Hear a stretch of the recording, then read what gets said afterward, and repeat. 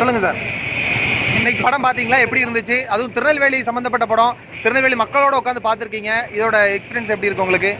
திருநெல்வேலி சம்மந்தப்பட்ட படம் கிடையாது. படம் இந்தியாவுக்கே சம்மந்தப்பட்ட படம் தான். திருநெல்வேலி பிளாட்ஃபார்ம் ஏற்பாடு பண்ணி திருநெல்வேலி என்ன மாதிரி ரெஸ்பான்ஸ் நினச்சனோ அதே ரெஸ்பான்ஸ் தான் இந்தியா ஃபுல்லாகவே இருக்குது.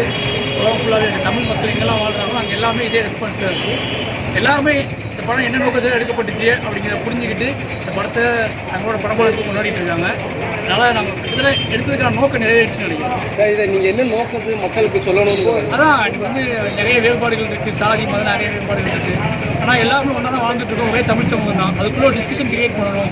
எல்லாரும் உட்காந்து பேச வேண்டிய சூழல் இருக்குது. ஒருத்தர் மறுபடியும் சண்டை போட்டுக்கலாம் எந்த விஷயம் கிடையாது. டிஸ்கஷன் வேணும், பேசணும். இது யாருக்கும் கொஞ்சம் கிடையாது. அதை கிரியேட் பண்ணணும். ஏன்னா எல்லாருமே தன்னை புரிஞ்சுக்கணும். ஏன்னா இப்போ 2018 வாழ்கிறோம். இதுக்கப்புறமும் நம்ம பேசிக்கல அப்படின்னா நிறைய பிரச்சனை சந்திக்க வேண்டியிருக்கும். அதனால் வந்து அப்படியே உரையாடலை கிரியேட் பண்ணுறதுக்காக நல்ல நோக்கத்துக்காக மக்களை பின்னோக்கி இழுக்காமல் மக்களை ஃபார்வர்டாக முன்னோக்கி இருக்கிறதுக்காக எடுக்கப்பட்ட படம் தான் பெரிய இருக்குது. இது வருங்காலங்களில் நீங்கள் எந்த மாதிரி படம்? அதான் நிச்சயமாக என்ன சொல்கிறது, இப்போ நேர்மையான படங்களே கொடுக்கணும். மறுபடியும் என்ன படம் எடுத்தாலும் என்ன ஜேனரில் படம் எடுத்தாலும் அது மக்களை பின்னோக்கிட்டு போயிடக்கூடாது.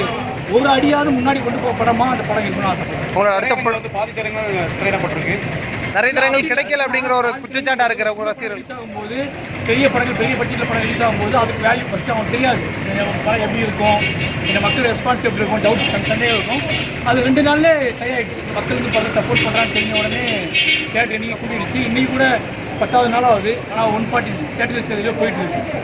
அதில் பாதி தேட்டர் ஹவுஸ்ஃபுல்லாக 3/4 தேட்டர் ஹவுஸ்ஃபுல்லாக தான் போயிட்டு இருக்கு. சார், இந்த நீங்கள் உங்களுடைய கருத்து எல்லா தரப்பு மக்களுக்கும் போய் ரீச் ஆயிருக்குன்னு நினைக்கிறீங்களா, இல்லை ஒரு சமூகத்தை சார்ந்தவங்க மட்டும்தான் போய்? எல்லா தரப்பு மக்களுக்குமாக எடுக்கப்பட்ட படம் தான் இது. இது சொல்ல போனால் என் கூட வாழ்கிறவங்களுக்கு அந்த கதை தெரியும். யாருக்குன்னு அது தெரியாதவங்களுக்காக புரிஞ்சுக்காதவங்களுக்காக எடுக்கப்பட்ட படம் தான் பெரிய இருந்தது. ஏன்னா எல்லா மக்களுக்குமாக ஒட்டுமொத்த தமிழ் சமூகத்துக்குமான படம் தான் பெரிய இருந்தது.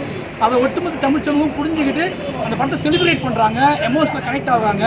என்கிட்ட பேசுகிற எல்லாருமே வந்து இந்த படத்தோட ஒரு புள்ளி கூட தவறாக புரிஞ்சிக்காமல் என்ன நோக்கத்தை எடுத்தனோ அதே நோக்கத்தை படத்தை புரிஞ்சுக்கிட்டு ரொம்ப எமோஷனலாக பேசுகிறாங்க எல்லாருமே. தேங்க்யூ.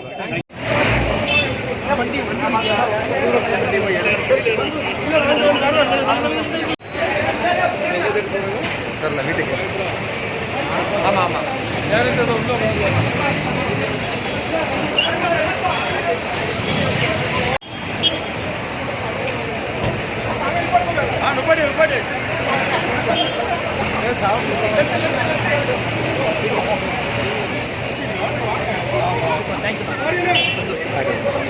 சென்னைக்கு வந்து திருநெல்வேலி இன்னைக்கு ஆதரிக்கும். சென்னை திருநெல்வேலி இப்படி போடுறாங்க.